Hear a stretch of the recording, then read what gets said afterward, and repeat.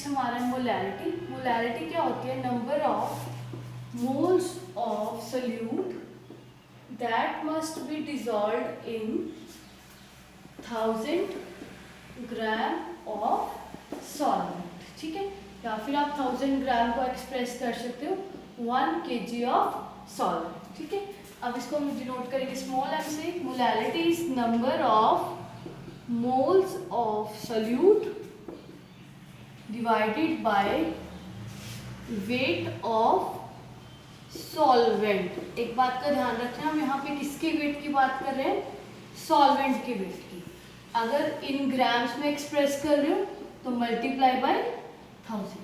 ठीक है, तो मोलैरिटी और मोलैरिटी में फर्क क्या है? उसमें क्या है? Number of moles of solute divided by volume of solution.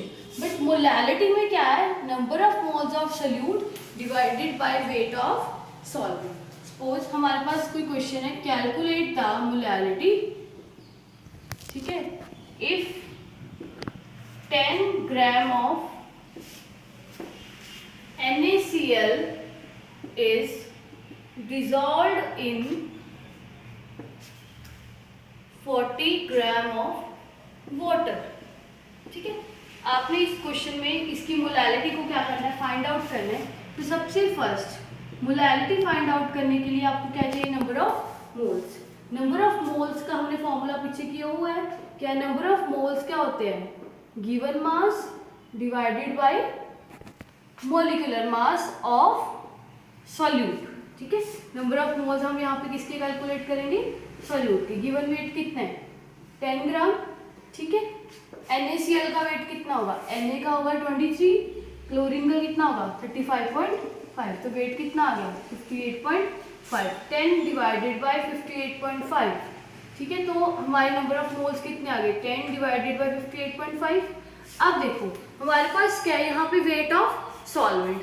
तो देखो हम यहाँ बात करें 10 ग्राम NaCl dissolved in 40 gram of water, means आपका NaCl क्या हो गया? सॉल्यूट हो गया, और सॉल्वेंट क्या हो गया? आपका वाटर, जिसका वेट कितना है? 40 ग्राम। मतलब वेट ऑफ सॉल्वेंट कितना आ गया अब आपका?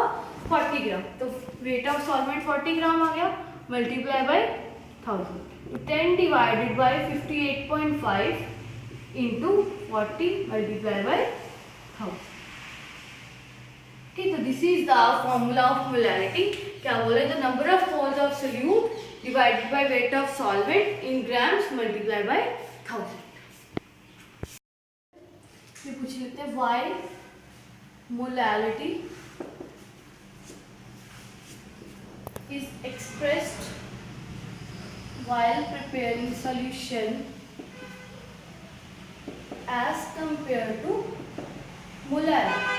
कि जब भी आप सॉल्यूशंस बनाते हो उसके केस में क्या है कि आप मोलैरिटी को एक्सप्रेस करते हो एज कंपेयर टू मोलैरिटी। इसमें क्या है? सबसे फर्स्ट पहले आप मोलैरिटी और मोलैरिटी का फॉर्मूला लिखो। मोलैरिटी का फॉर्मूला क्या होता है?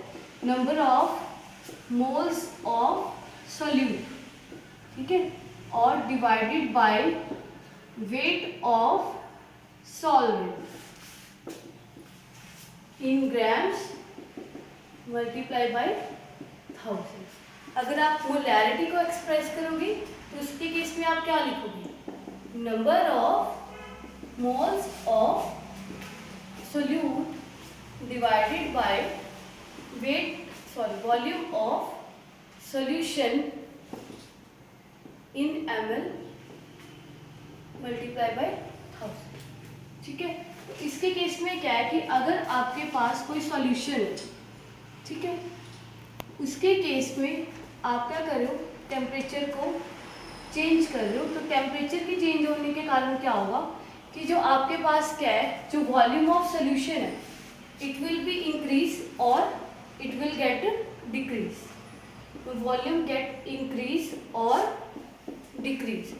ठीक है, अगर वॉल्यूम इंक्रीज और डिक्रीज होगा तो जो आपकी मोलैरिटी ऑफ सोल्यूशन है वो क्या हो जाएगी? चेंज हो जाएगी। तो जिसके कारण क्या है, जो आपके रिजल्टेंट सोल्यूशन फॉर्म होगा वो पहले वाले सॉल्यूशन की कंपैरिजन में उसकी मोलैरिटी क्या होगी? डिफरेंट होगी। तो जब भी आप सॉल्यूशंस बनाते हो तो आप जनरली किसको एक्सप्रेस करते हो? मोलैरिटी में, बिकॉज टेम्परेचर के साथ वेट क्या आता है, चेंज नहीं होता, बट जो वॉल्यूम ऑफ सोल्यूशन है वो क्या हो जाता है, चेंज हो जाता है। नेक्स्ट हमारे पास नेक्स्ट टॉपिक है थर्ड मोल फ्रैक्शन, ठीक है, उसको हम नेक्स्ट वीडियो में डिस्कस करते हैं। नेक्स्ट टॉपिक है हमारा मोल फ्रैक्शन, ठीक है, फोर्थ पॉइंट है मोल फ्रैक्शन, ठीक है। मोल फ्रैक्शन को आप डिनोट करते हो विद एक्स, ठीक है। मोल फ्रैक्शन क्या होता है, it is defined as number of moles of components of solution to the total moles। मतलब आप बोल सकते हो जैसे आपके पास A और B दो कंपोनेंट है, B आपका क्या है सोल्यूट, A आपका क्या है यहाँ पे सॉल्वेंट, ठीक है। इसके सोल्यूट के मोल्स को आप क्या बोल रहे हो, NB, और सॉल्वेंट के मोल्स को क्या बोल रहे हो, Na। The mole fraction of, अगर आपने किसकी निकाली है, सोल्यूट की, तो क्या आएगा, number of moles of solute divided by total moles, means moles of solute plus solvent. अगर आपने मोल फ्रैक्शन निकालना है सॉल्वेंट का, तो क्या आएगा, number of moles of A divided by total moles of solution. और इसमें एक बात का ध्यान रखना है, total mole fraction of solute plus solvent is always equals to 1। मतलब आप इसको ऐसे भी लिख सकते हो, अगर आपको मोल फ्रैक्शन B का पता है तो आप मोल फ्रैक्शन ऑफ कंपोनेंट A को क्या कर सकते हो, फाइंड आउट कर सकते हो। क्लियर है दिस टॉपिक, ठीक है। सपोज करो आपके पास कोई क्वेश्चन है, if 10 gram of NaOH is dissolved in 40 gram of water, calculate the mole fraction of NaOH। वो बोल रहा है कि आपके पास NaOH को आप 40 ग्राम वाटर में डिसॉल्व कर रहे हो और आपने NaOH का मोल फ्रैक्शन क्या करना है, फाइंड आउट करना है। तो मोल फ्रैक्शन फाइंड आउट करने के लिए सबसे पहले हमें नंबर ऑफ मोल्स पता होना चाहिए। तो जो आपका NaOH है वो लेसर क्वांटिटी में है, तो it work like a solute, means given weight, and बी निकालना है आपने number of moles of solute. तो आप इसको कैसे लिख सकते हो, given mass of solute divided by molecular mass of solute. NaOH का गिवन मास कितना है, 10, मॉलिक्यूलर वेट कितना आएगा, 40। कैसे आएगा, NaOH, Na का 23, ऑक्सीजन का 16, हाइड्रोजन का 1, कितना आ गया 40। तो नंबर ऑफ मोल्स कितने आ गए, 1/4। वैसे आप निकाल लोगे number of moles of solvent A, ठीक है। आप NaOH की NaB की जगह आप NaOH भी लिख सकते हो, यहाँ पे वाटर भी लिख सकते हो, ठीक है। तो यहाँ पे क्या आएगा, गिवन मास ऑफ वाटर कितना है, 40, मॉलिक्यूलर वेट कितना होता है वाटर का, हाइड्रोजन का आ जाएगा 2 प्लस 16, यहाँ पे कितना आ गया 18, 14/8, ये आएगा आपके पास 20/9, ठीक है। आपने मोल फ्रैक्शन कैलकुलेट करना है यहाँ पे NaOH का, तो आप क्या लिखोगे, मोल fraction of NaOH means number of moles of NaOH divided by number of moles of NaOH plus number of moles of water. Values को फिल करो, 1/4 प्लस 20/9। तो इससे क्या है, आप मोल फ्रैक्शन ऑफ NaOH को क्या कर सकते हो, फाइंड आउट कर सकते हो। नेक्स्ट हमारा टॉपिक है normality. This is the important part. Normality क्या होता है, it is defined as number of gram equivalents, number of gram equivalents of solute to the volume of solution per liter volume of solution। आपने normality को denote करोगे with capital N। Normality is equals to number of gram equivalent of solute divided by volume of solution. अगर millilitres में होगा तो आप 1000 के साथ क्या करोगे, मल्टीप्लाई। ठीक है, अब नंबर ऑफ ग्राम इक्विवेलेंट्स कैसे निकालते हो? Number of gram equivalents of solute का फॉर्मूला है आपके पास, गिवन मास ऑफ सोल्यूट। आपको कितना वेट गिवन है क्वेश्चन में सोल्यूट का, divided by equivalent mass of solute. ठीक है, तो यहाँ पे क्वेश्चन अराइज होता है, what is the equivalent mass. Equivalent mass आप कैसे फाइंड आउट करते हो? सपोज आपके ने इक्विवेलेंट मास निकालना है, आपको क्वेश्चन में गिवन है एसिड्स मतलब HCl, तो आप कैसे निकालोगे? Equivalent mass is equals to molecular mass divided by basicity. अब बेसिसिटी क्या होती है? इन केस ऑफ एसिड्स कितने H पॉजिटिव आयंस वो सॉल्यूशन में जाके गिव करेगा, दैट इज नोन एज इस बेसिसिटी। जैसे सपोज करो HCl है, हाइड्रोजन का मास 1, क्लोरीन का 35.5, तो मॉलिक्यूलर मास कितना आ गया? 36.5। 36.5 डिवाइडेड बाय बेसिसिटी कितनी होगी? 1, बिकॉज ये सोल्यूशन में जाके कितने H पॉजिटिव आयन देगा? 1, तो कितनी आ गई? 36.5। वैसे मान लो अगर आपके पास गिवन है H2SO4 सल्फ्यूरिक एसिड, इसका वेट होता है 98, तो मॉलिक्यूलर मास कितना आ गया? 98।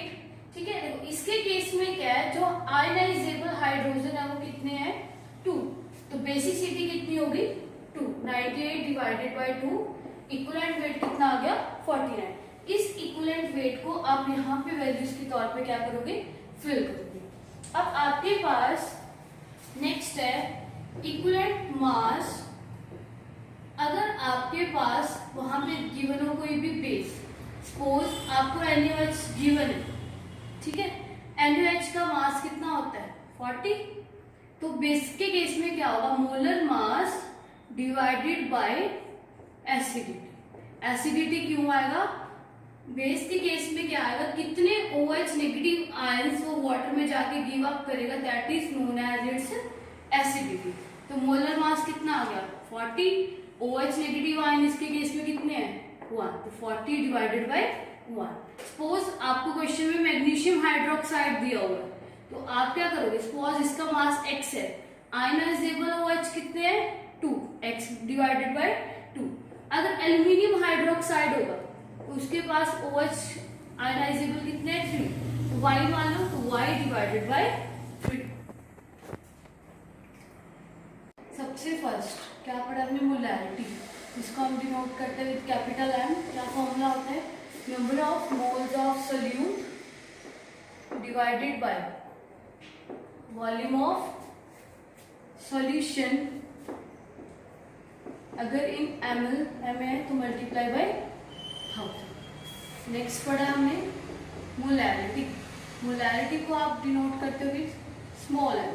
It is the number of moles of solute to the weight of solvent in gram multiply by 1000। Next पढ़ा हमने मोल फ्रैक्शन, जिसको हम डिनोट करते हैं विद लेटर X। अगर आपने मोल फ्रैक्शन A का निकाला तो number of moles of A upon total moles. अगर मोल फ्रैक्शन B का निकालना है तो number of moles of P divided by total moles, और mole fraction of A plus mole fraction of B इसके इक्वल होगा 1 के। ठीक है, फोर्थ पॉइंट हमने लास्ट अभी डिस्कस किया है, जो नॉर्मैलिटी, जिसको आप भी नोट करते हो विद कैपिटल N। किस क्या होता है? Number of gram equivalents of solute to the volume of solution in ml multiply by 1000। ठीक है, अब आपको इसी के रिगार्डिंग इसमें कुछ क्वेश्चंस पूछ लेते हैं। आपके पास क्वेश्चन है, अब commercially available sample of sulfuric acid is 15% by weight. The density is 1.10 gram per m. ठीक है, कैलकुलेट, सबसे फर्स्ट है मोलैरिटी, सेकंड पार्ट है मोलैलिटी, इन थर्ड पार्ट है आपके पास नॉर्मैलिटी। ठीक है, आपने तीनों को कैलकुलेट करना। तो फर्स्ट ऑफ ऑल हम कैलकुलेट करेंगे पहले मोलैरिटी। तो मोलैरिटी को आप डिनोट करोगे विद कैपिटल एम।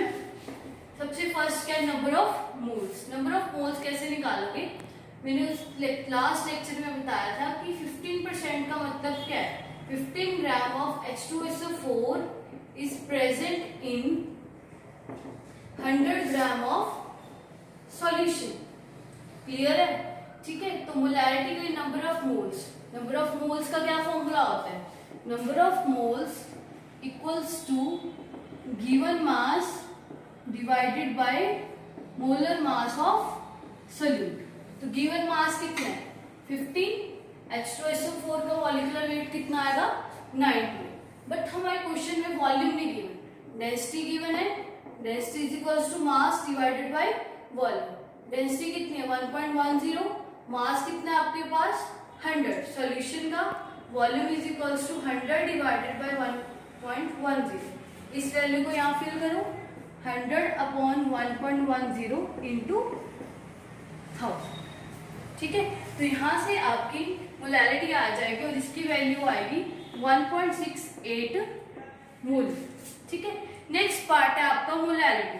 अब मोलैलिटी को आप डिनोट करते हुए स्मॉल एम। इसका फॉर्मूला क्या है, number of moles of solute to the weight of solvent. तो number of moles 15 divided by 98। अब देखो यहाँ पे उसने बोला वेट ऑफ सॉल्वेंट, आपके पास क्या है 15 ग्राम H2SO4 is present in 100 gram of solution.